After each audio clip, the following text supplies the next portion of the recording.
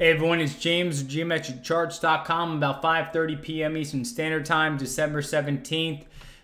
This is the 4-hour chart of Bitcoin, BTC, USD on the Bitfinex exchange. So first of all, the video is not investment advice.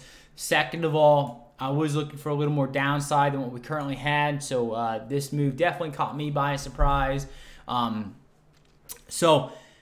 Anyways, based on what I see here in the chart, if this move can hold, meaning that Bitcoin can start to work off this little overbought condition, that we're currently in at the moment, possibly with some horizontal price action, maybe with a pullback, I do think there's going to be some further upside in Bitcoin. It looks like we're going to kind of chop around in this area. If Bitcoin can hold this zone at about maybe like 3,500 or so, then I think Bitcoin is going to chop around in this basically sea of buyers and sellers to try to find some relief on a bigger rally. But at the end of the day, I still think this is going to be a continuation of a drop. I think all we're doing is experiencing maybe a bigger relief rally to falling off a cliff as well. So this aligns with a lot of the prior moves that I've seen in the past where we get this massive initial thrust. Now, one thing I've noticed too, recently in history, these thrusts up have not been long-lived. So we used to have like multi-stage moves, and then we started getting single-stage moves, meaning one initial pump, and then all of a sudden Bitcoin fell off a cliff.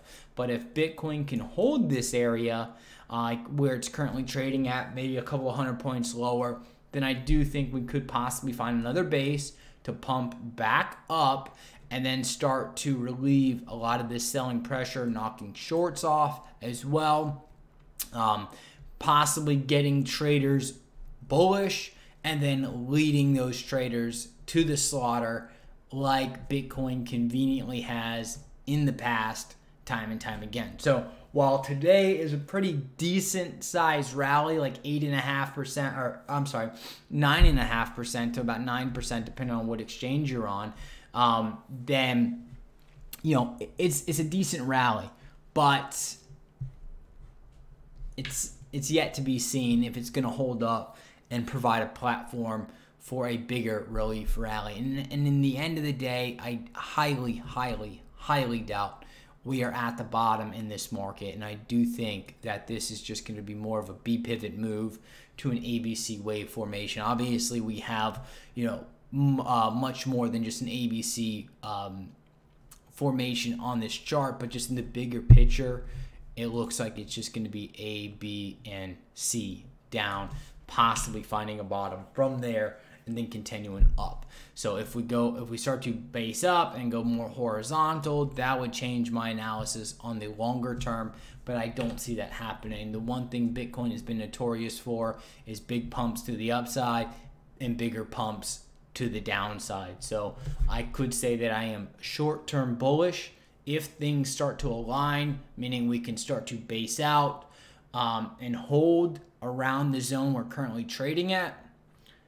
If we do that, I'm short-term bullish, but I'm still long-term bearish in this market. I don't see anything on this chart that says this is the bottom and this thing is going to skyrocket to the moon and we're going to be at 20 million like Tom Lee used to say or John McAfee used to say on national television. I think those days are long gone, and I think at most maybe we see like maybe the low fours, possibly mid fours out of this move if all of those things align and if we hold this zone. So volume jumped a bit, about 1.5 billion, so that's great, but now the question is, will it hold? And if that volume starts to just drop out of the market, right, and it doesn't stay there, then it shows us that this is just a pump and a dump like we've seen in the past time and time again. So one thing I can say is that it's very repetitive, and I honestly think it's the exchanges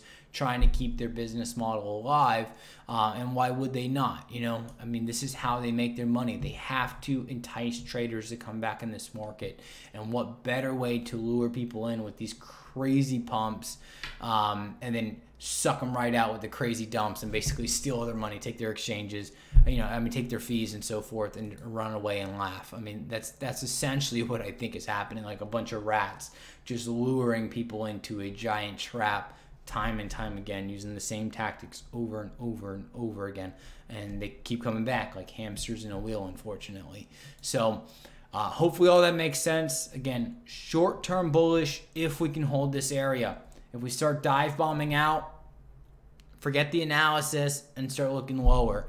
But if we can hold this zone, I think we're going to start to try to find some footing to provide a bigger relief rally that ultimately leads to a bigger move down, to where I do think we'll probably either retest the 3,200 zone, 3,300 zone, or eclipse it possibly by another like maybe 500-600 points down, entering the 2,800 zone or so forth.